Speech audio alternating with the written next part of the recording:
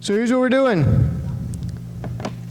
We're working through the book of 2 Kings. It's super exciting, right? How many of y'all were here last week? Yeah, most of you. Fantastic. Welcome back. Last week we talked a lot about Elisha, right? Y'all remember that? That was the prophet. As the recap video showed us there, he did some pretty amazing things. Y'all remember Elisha died? What was kind of the crazy thing that happened after Elisha had died? What's something really, really wild that happened? If y'all remember last week, Pastor Bob pointed out that it's actually mentioned in the song Rattle. The story's mentioned in there. Do you know what it is, Lucas?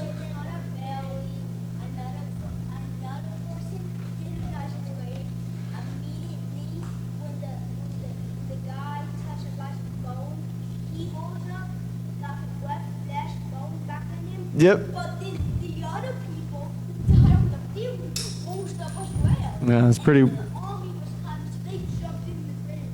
Pretty wild. So last week we talked about the fact that once Elisha had died, there were some people trying to bury a man, and a raiding party came down, and so they had to just throw this guy in a random tomb that was right there. So they threw him in the tomb, and when the guy landed on the bones of Elisha, he came back to life. Right, if you remember from the song Rattle, it says, just ask the man that was thrown on the bones of Elisha if there's anything that God can't do. Right? So we finished up Elisha. He passed away last week. And now we're going to get to a new prophet that we're going to learn about. He actually ends up being a pretty big player in the Bible. His name is, Elijah has already gone up to heaven. Elisha died last week, i.e. several thousand years ago. This week, we get to a guy named Isaiah. Any of you ever heard of him? Isaiah. He writes a pretty long book of the Bible. And Isaiah was prophet when Judah. And remember last week we talked about the fact that Israel was split into two kingdoms, right? Okay? And the northern kingdom was called the kingdom of? You can just yell it out. Israel, great job. And how many tribes were up there? 10. Yeah. And then the southern kingdom was called the kingdom of Judah. And how many tribes were down there? 2. Right, so that's important information to know. Great job for remembering your trivia. That'll be worth tokens at the end again. So Isaiah was a prophet to the king Hezekiah and then lots of other kings of Judah. All right, so he's a prophet that's going to come in. But first, we're going to talk about a whole bunch of kings. All right, and these kings are mostly kings of Israel, but some kings of Judah, and they're bad. They're dumb.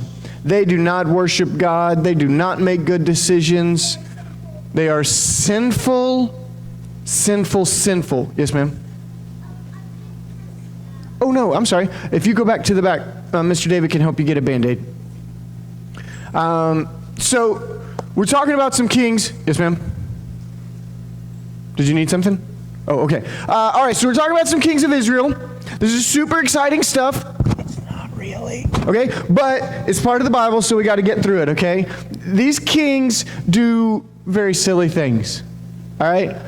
They don't worship God. That's the main thing. And y'all remember from the law, when we were teaching about Deuteronomy and Leviticus and all that, Numbers, yeah. You gotta obey God, right? What's the first commandment? Who knows it? Do y'all remember this from your token challenge? What's the first commandment? Samuel, what is it? No other God but the one who's true. Right? You have to serve God only. What's the second commandment? Lily.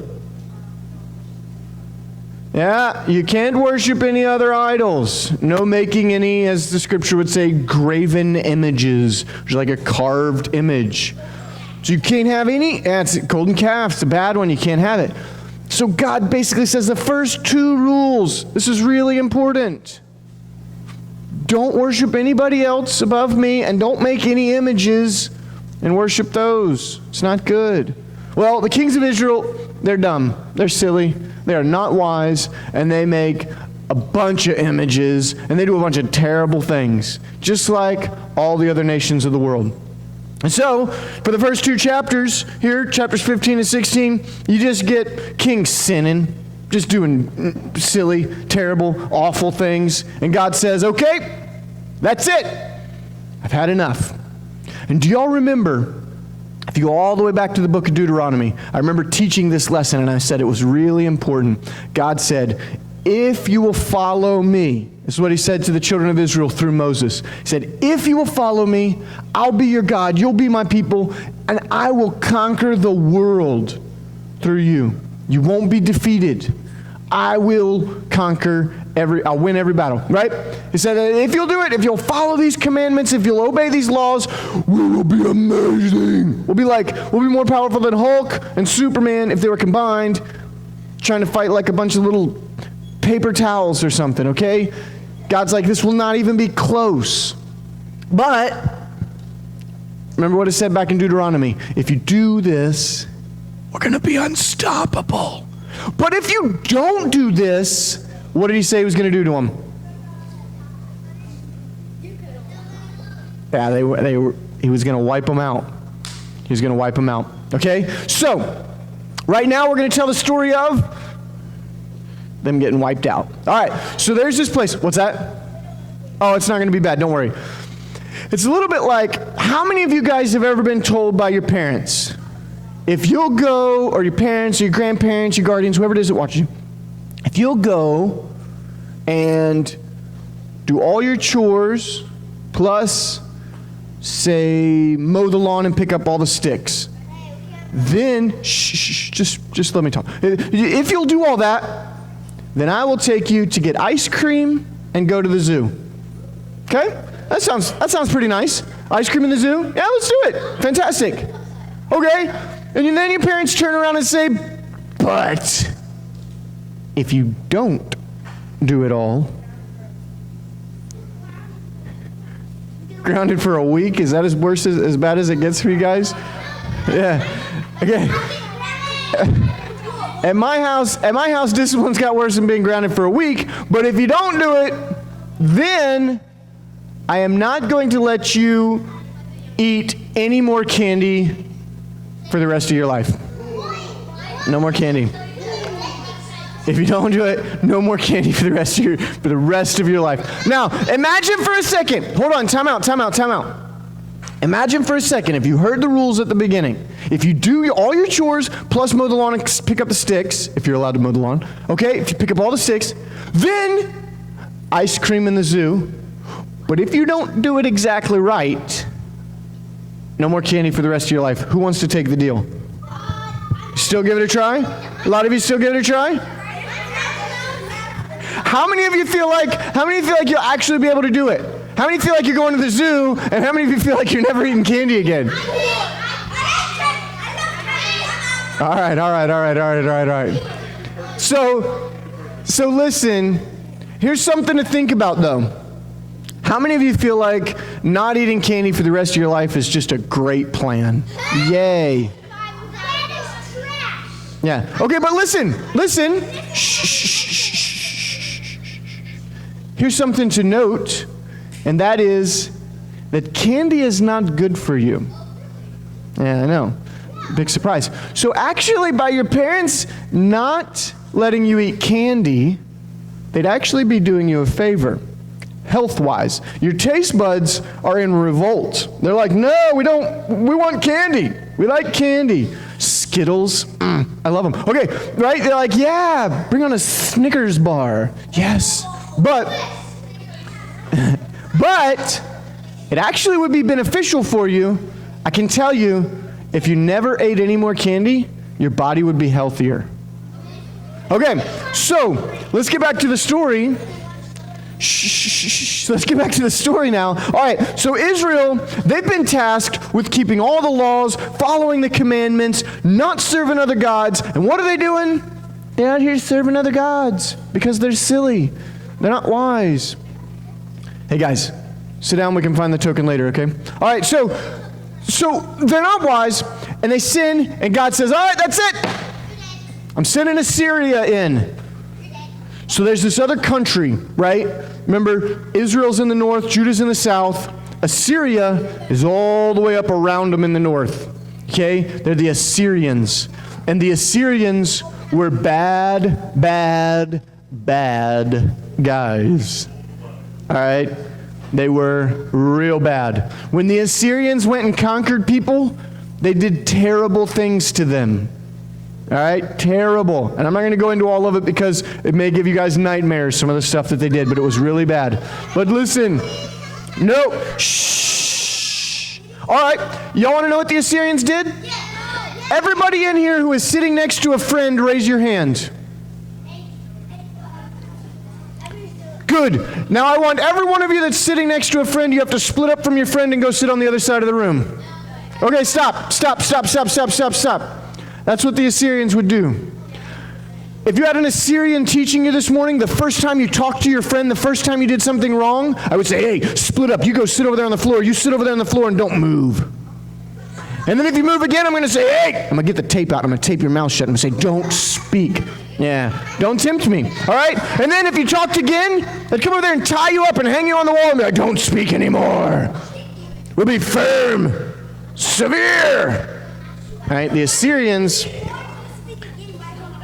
yeah, once you're duct taped and hanging, I don't know what happens then. I guess then I would have to resort to sending you out to your parents. But listen, you guys can be very thankful that y'all are taught in a time not by Assyrians. I'm sure that if you could find Assyrians today, they're probably very kind people, some of them. I'm sure there are plenty of Christians in Assyria, which is now just called Syria, that are wonderful, marvelous people. There are some, I'm sure, that are still bad, but there's some Americans that are bad too. So, just understand, when the Assyrians come down and God kicks down the door of Israel, wham!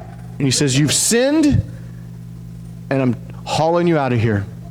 All right, how many of you guys remember from the New Testament? I know we're not talking about the New Testament right now. How many of you remember from the New Testament Samaritans? Do y'all remember Samaritans? There's like a Samaritan woman. There's this one story, right, where the Samaritan is walking along and he sees the guy that's been hurt. Right? It's called the story of the Good Samaritan. And he says, well, why would a Samaritan help me when a Levite and a priest didn't help me? Do y'all remember that? All right, so we're going to talk about Samaritans real quick and how we got there. So the people of Assyria, they come down and they conquer the people of Israel because God wasn't defending them. All right? In fact, God was hauling them off into captivity. And the Assyrians, when they captured somebody, they did very bad things, but what they would do is they would split up the families. Y'all are going to learn more about this next week, but they would split up families. Okay? So to make sure that people weren't going to rise up in rebellion, they would move people. So they would say, okay, you know what? We're taking half of this family and we're moving you guys over here. It would be like if somebody came in and conquered us and took you and your mom and sent you to South Carolina, and y'all got a new dad, and then sent your dad from here out to Wyoming, and he got a new family, and then sent me somewhere, and Madison and Jasper somewhere else. It's not good. It's really, really terrible. But that's what the Assyrians did. And so they do what's called cultural dispersion. If you remember this, it will be worth 2 tokens later. Cultural dispersion. All right? Who knows what dispersion means? To disperse, it means to scatter. All right? Cultural, what does cultural mean? Culture is like our culture. It's like the thing that we live in, the American culture, so we can wear cool clothes and we can get together and worship on Sunday mornings. All right? So what the Assyrians did is a thing called cultural dispersion. Listen, if you guys know this next week, when Mr. Greg gets up here to teach, he will be very, very impressed. Okay? So remember, what's the words? Cultural dispersion. Cultural dispersion. Who thinks they remember that? All right, say it back to me. The Assyrians did cultural dispersion. Okay, it's a really technical term for meaning they scattered people. When they came in, they sent people all over everywhere. Okay? So, that's just a little bit of a history because here's why that's important. Let's get back to the Samaritans. See, imagine for a second that you're going to a family reunion, okay? How many of you have ever been to a family reunion? Yeah, good. That's where like all your family gets together and celebrates, right? You do that at Thanksgiving, Christmas maybe. All your siblings, all your aunts, your uncles, everybody gets together. You have a big dinner, right? Okay, so a lot of you have been to family reunions. Now imagine for a second, put your hands down. Imagine for a second that just you, not your siblings sitting next to you, but just you and your mom got shipped off by the Assyrians and y'all had to go join another family, right? And that family, they didn't want you either, but they're under the rule, they're slaves of the Assyrians. And Now you have to go to a family reunion with them. You don't know your cousins. They're not really even your cousins. You don't even really know your dad. Y'all just have to all live together because the Assyrians are cruel. Right? Sit down.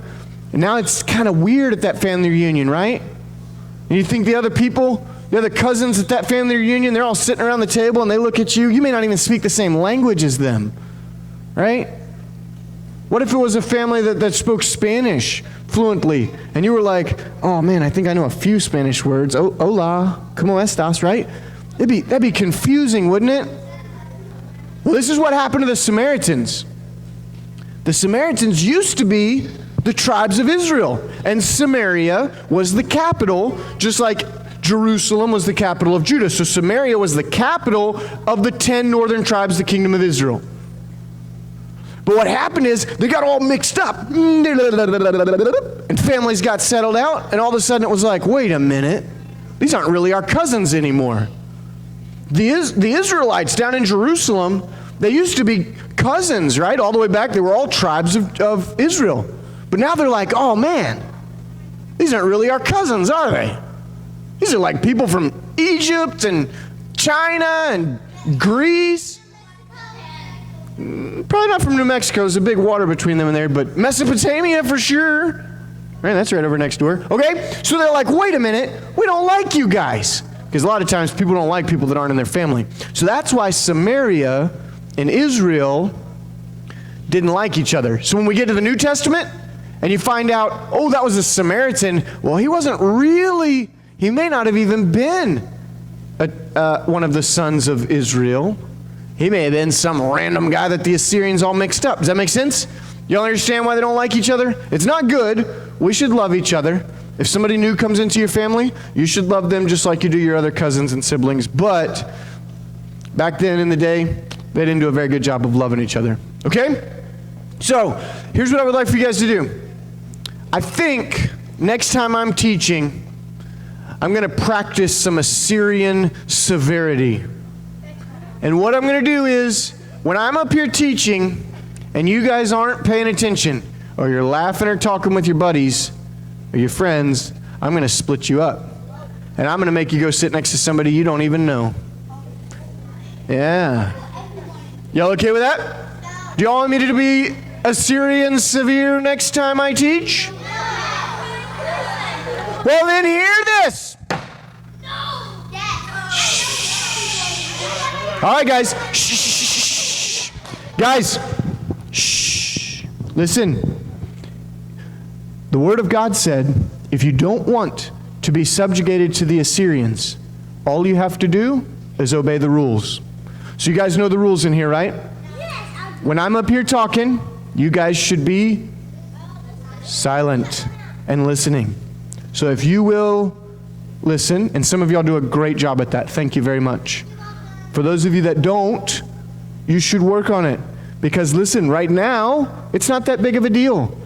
Right? Okay, you play, you cut up a little bit. There's not really that much discipline. But listen, you're learning habits that are not healthy. And God He is still the same God today as He was back then, though it looks a little different. But God will be faithful to train you differently. So start learning now while it's easy to be trained differently, okay? And then you will not have to suffer the way that Israel did by getting hauled off into captivity or me making you move and sit with somebody else. Make sense? Everybody understand? Okay, so let's move on, because there's a cool guy coming up down in the tribes of Judah. From now on, we'll go over it again in Chronicles, because Chronicles, which is the next book, kind of repeats the stories of Kings. But from now on, the tribe, the kingdom of Israel, does not exist anymore. It is gone.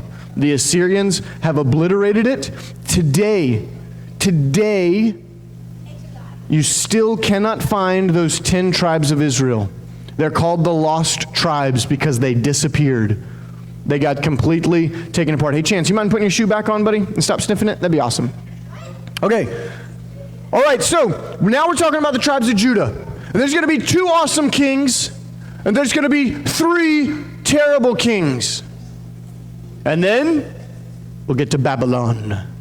Okay, first awesome king. He goes by the name of Hezekiah.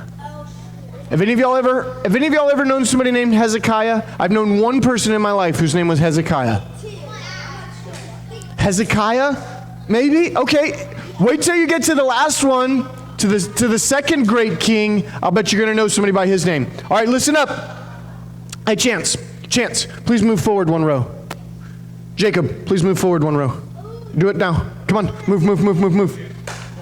Chance, you got to move forward one row. Hey, listen, guys, I need for y'all to try and pay attention. I don't care if you remember what I'm talking about, but by talking, you disrupt everybody else, okay? So try and not talk too much. Don't think I won't move the rest of you, because I will. I'm feeling rather Assyrian today. All right, so Hezekiah becomes king right before the Assyrians come and wipe out Israel. 7 years he was king before Assyria takes over. And Hezekiah, he loves God. He fears God. He worships God. He starts taking down all of the other idols. He starts destroying the temples. He starts doing a great job, all right? Hezekiah is doing really wonderful things. He loves the Lord. He's doing everything he can to serve the Lord with all his heart. Just like those of you that are doing a fantastic job of being obedient. This is how Hezekiah is living his life. And then all of a sudden, here comes this storm from the north, and it's called the Assyrian army. And Assyria took over most of the world that was known at that time. They conquered almost all of the world. And so the Assyrians, they have hundreds of thousands of people. Hey, guys. They have hundreds of thousands of people coming against 2 little tiny tribes of Judah. Do y'all know what the 2 tribes of Judah were? I'll give you one. It's a pretty obvious hint. It's the name of it, right? So Judah, that was one. What was the second tribe? Remember, it was split up 10 and 2. Noah, do you know?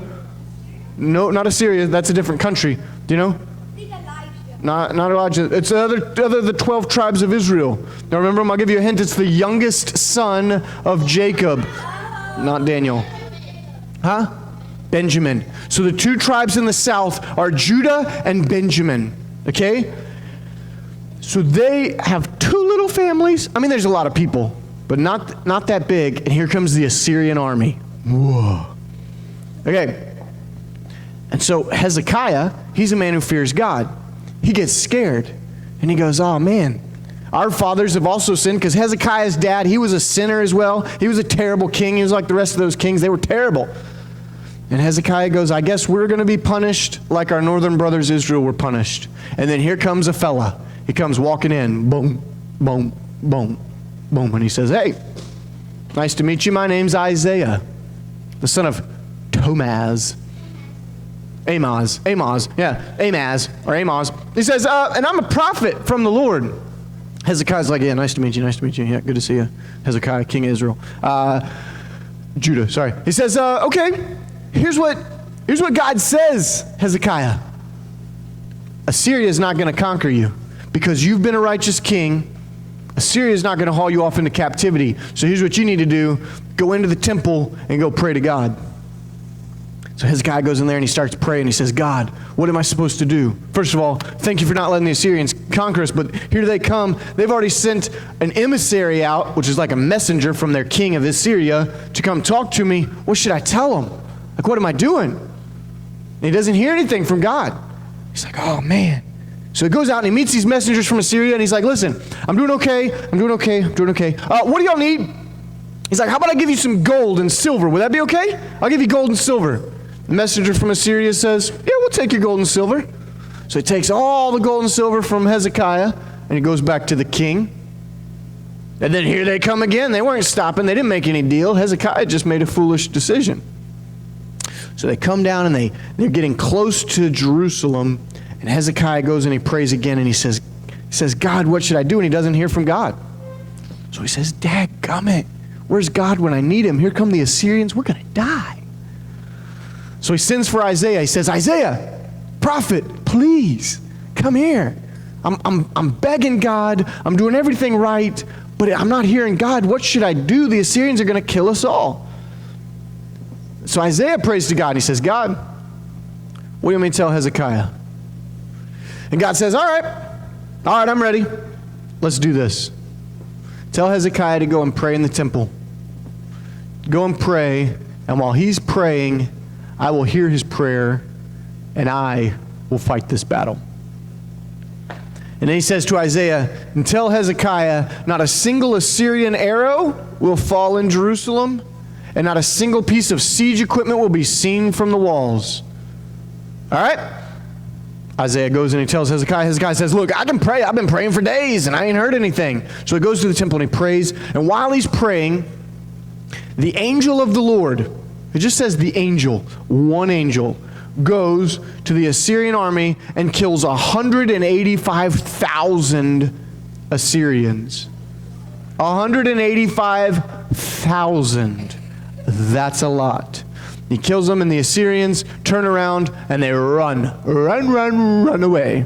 And they run back to Assyria, and they don't come and try and tackle Judah. So now, Assyria basically owns all of the world around them, but not them.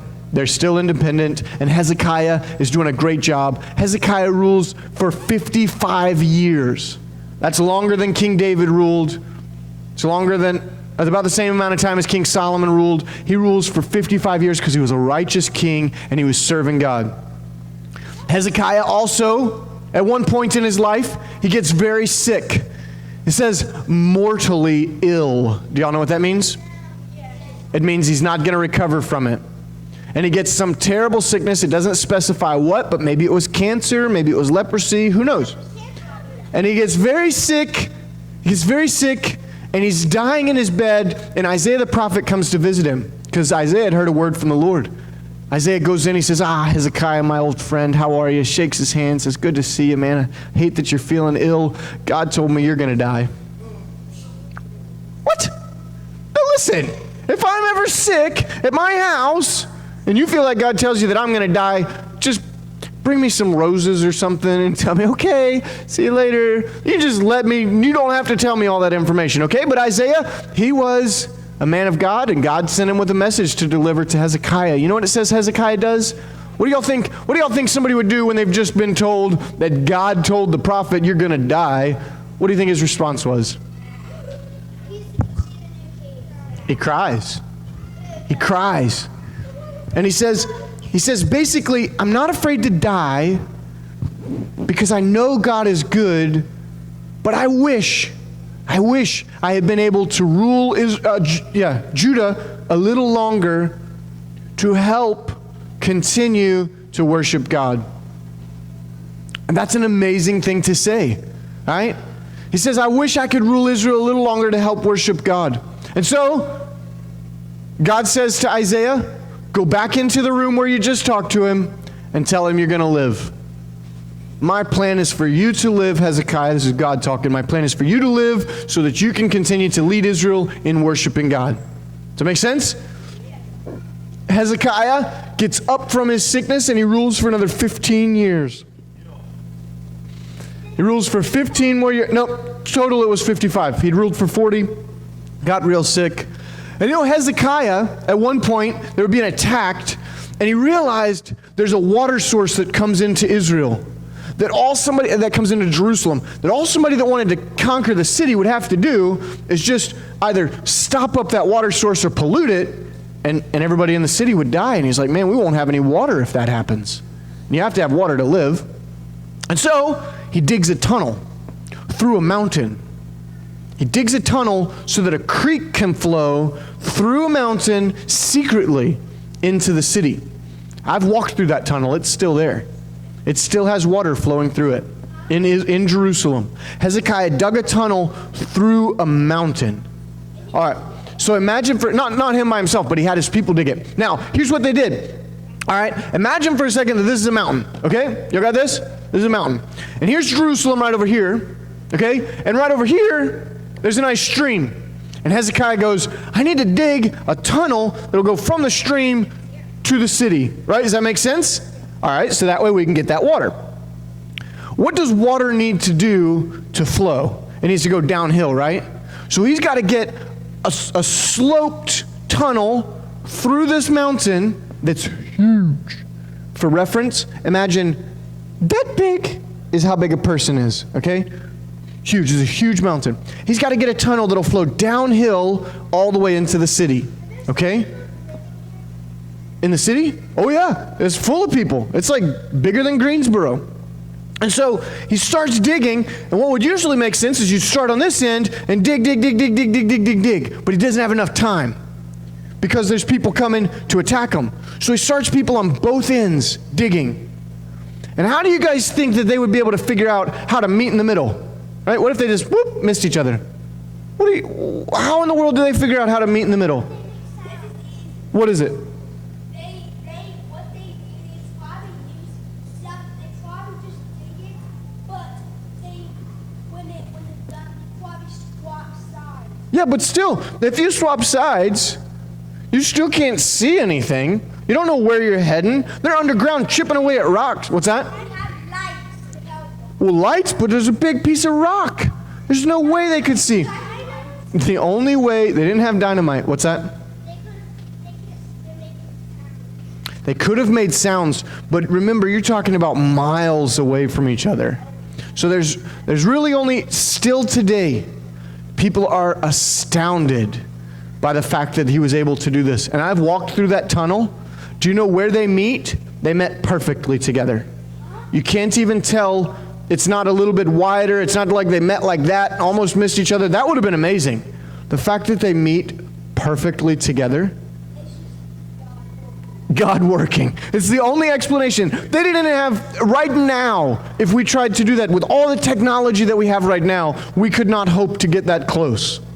Maybe if you could be like, okay, as long as we're within, 200 or 300 feet, that'd be good enough. No, perfect. So it's God working to bring water from outside the city into it. Here's what I want to tell you. Remember I said last time when we were talking about the axe head floating and stuff, the water in Scripture is very often referred to as the Word of God, okay? And we want to be washed, we want to be continually refreshed, we want to be filled by the Word of God. It's the reason we get up here and teach the Bible to you. Now imagine for a second God saying, I want my people, my holy people who are serving me, I want them to receive the Word, the water. I'm going to make a miracle to make it where through this mountain. Remember when Jesus said in the New Testament, he said, if you have faith as small as a mustard seed, you can say to this mountain, go throw yourself in the sea and it'll be done. You'll learn about that in a few months.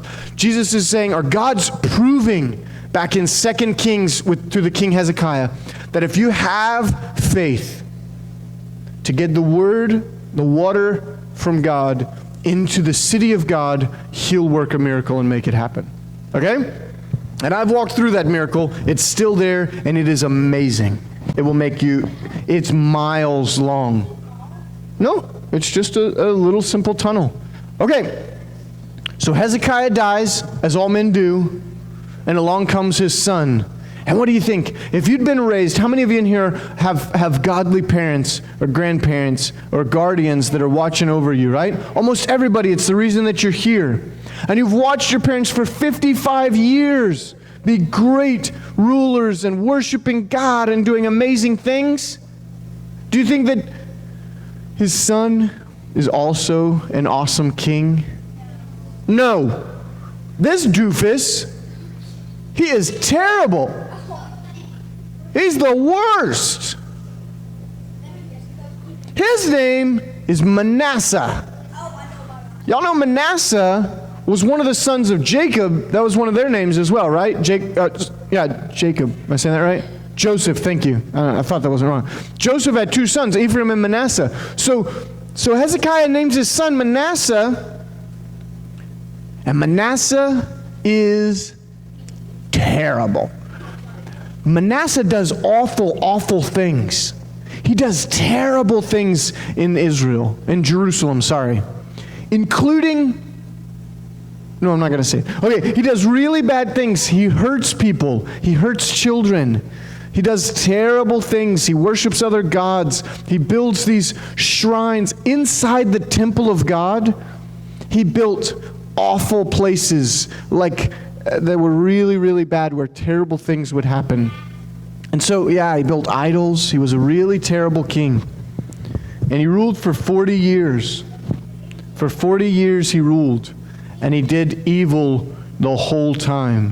When you read about the book of Isaiah, when we get to that later on in the Bible, Isaiah was prophesying, if you keep doing these terrible things, God is going to destroy you. Manasseh is who he was talking to, because Manasseh was doing terrible. All right? Manasseh rules for 40 years, and he dies, and God's anger is burning against Israel now. Or not Israel, but Judah. He's saying, all right, Manasseh has made me mad. Because of all the evil things he did, I'm going to crush you as well. And then Manasseh's son comes along. He only rules for 6 months. He's a terrible guy, and whoop, he's gone too. And then here comes, remember I told you we're going to talk about 2 great kings and 3 terrible kings of Judah. Y'all remember that? The first great king, whose name was? Not Judah. He was the king of Judah. What was it? Hezekiah. Right? Hezekiah was the first great king. The second great king, his name was Josiah. Josiah. How many of you guys know somebody named Josiah? That's several people. I've known several people named Josiah in my life, but there's a guy named Josiah that comes in here and teaches you guys once a month, don't they? Yeah. Yeah, Josiah comes up here and teaches. Y'all remember he taught 2 weeks ago. He taught about the bald prophet Elisha. Remember all that? Bob got up and made fun. Well, I said a little bit about it. I was just recapping. All right. Shh. Okay. So Josiah now becomes king. And Josiah has some pretty fabulous things that happen to him. All right? And we're going to talk about a few of them, because Josiah is the last good king before the children of Judah get hauled off. All right, so Josiah becomes king. Y'all know how old Josiah was when he became king? Somebody take a guess. 8 years old. How'd you know that?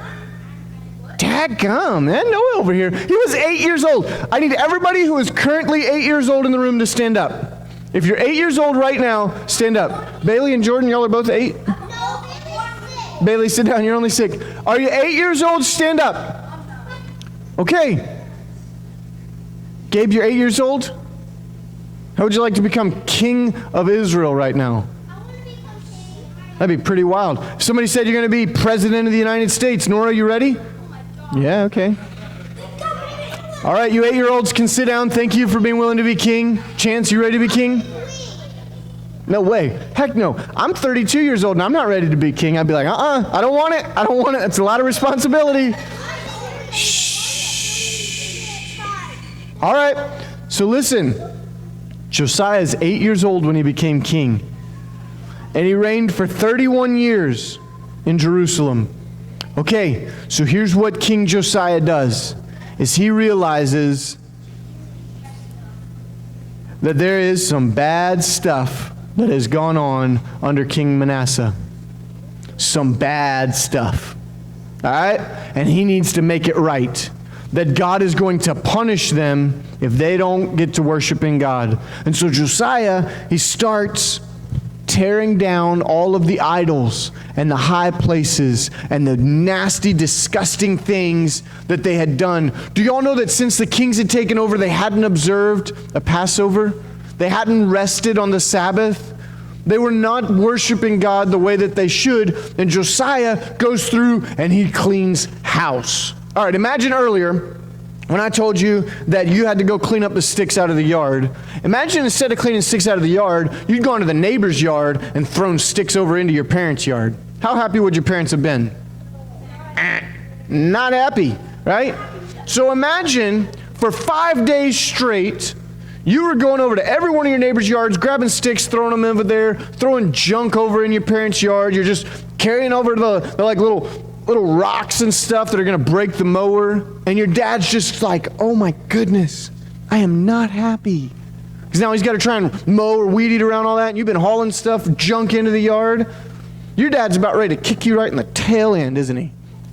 All right. But then here comes King Josiah. You know what King Josiah does? He cleans that yard up.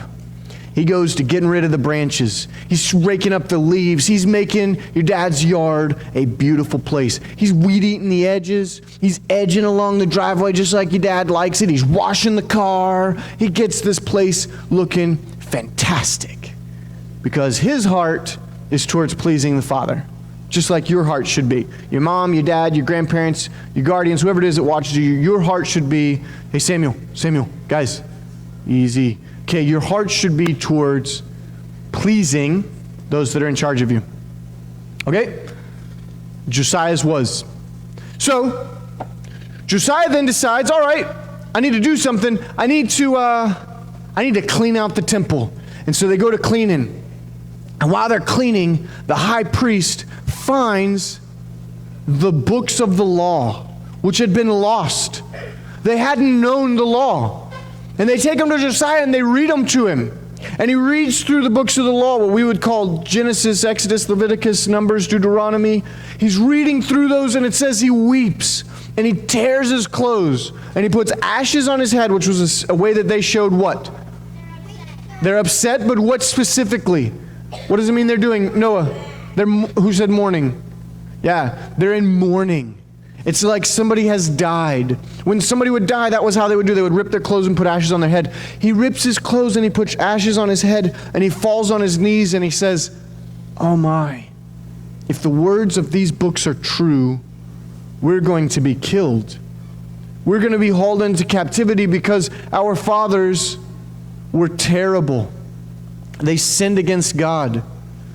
And they're not allowed to do that. And if the books are true, we're going to be quickly hauled off. So, Josiah says we must react quickly. And he prays to God. And he starts worshiping. And they clean out everything. And he says we need to gather money to repair the temple. And so they get money together and they repair the temple. And they make it beautiful. All right? And then as they move on, Josiah makes a covenant with God and he says, I'm going to worship you all of my days.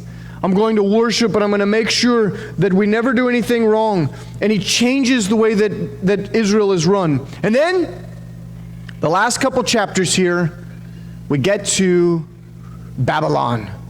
And we're going to finish up, because your parents are going to be coming to get you here shortly. And we get to Babylon. When Josiah dies, actually first, Babylon comes down. They've conquered Assyria. They're now the big guys in the neighborhood. And they come and they take over. And they come to Josiah, the king of Babylon. And he says, hey, Josiah, you seem like a good guy. We're not going to conquer you. Hey, guys, Samuel, what's your name? Yeah? Eli? Do you mind to move up one row, please? Thanks very much. Just sit in that empty seat. Appreciate it. Okay. Babylon comes and he says to them, he says, hey guys, Josiah, you seem like a good king. As long as y'all will pay us each year, we're not going to conquer you. You're doing fine. Have a good life. And he goes and Josiah pays them the tribute. And then Josiah's son takes over. Remember, we had two good kings so far. We had two bad kings, Hezekiah's sons. And Josiah's the other good king. Here comes a bad king. It's Josiah's son. All right? And Josiah's son does evil, and he only reigns for 6 months again because God says, I'm sending Babylon to haul you into captivity. Y'all have made me mad because of the sins of King Manasseh, and because Israel has turned away from me again, I'm going to deliver you to the hands of the Babylonians. And so the Babylonians, they come, and they conquer Israel. They conquer Jerusalem, the southern tribes of Judah. And they haul them off into captivity. And you're going to learn more about that next week on what they actually do, what the process looks like. But when they come in to take over, do y'all remember the king's name who hauled Israel, or Jerusalem, who hauled the tribes of Judah into captivity? Do y'all remember his name? It's a real long name. It starts with Neb. Anybody know it? You know it? Nebuchadnezzar, yeah. King Nebuchadnezzar from Babylon comes, and in chapter 25 here, says he besieges Jerusalem, and he burns it down and plunders it. Surrounded the city, burned it down, he tore down the temple, he destroys it all. He says, these people are awful. They don't even worship their own God correctly. And he takes all the best parts of Jerusalem, and he hauls them back to Babylon. All the skilled workmen, all the beautiful women and handsome men, and he hauls them off to Babylon, and he completely destroys the tribes of Judah. Okay? Yes. And that, well, first real quick, let's save the question for when we get back up to do token trivia challenge, okay? So that ends Now both the 10 northern tribes have been scattered by the Assyrians, and they don't exist anymore. The 2 southern tribes of Judah have been conquered by Babylon, and they've been hauled into captivity.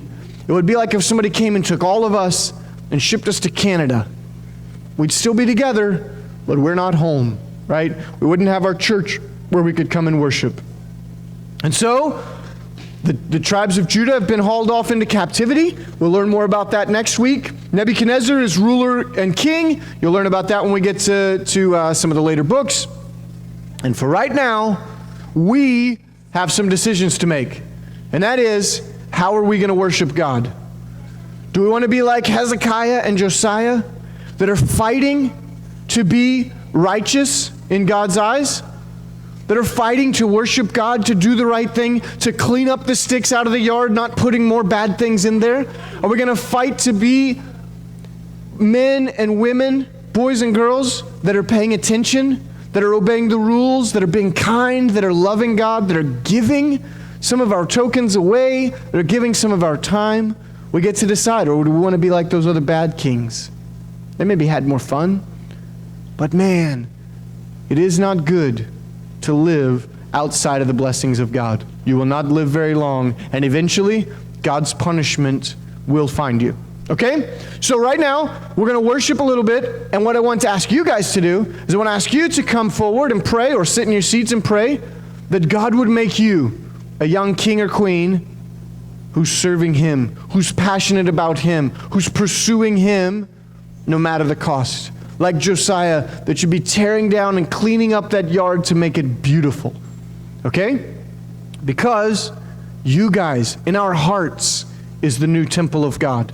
This is where God dwells now, in your hearts and in mine. And together, we are the temple.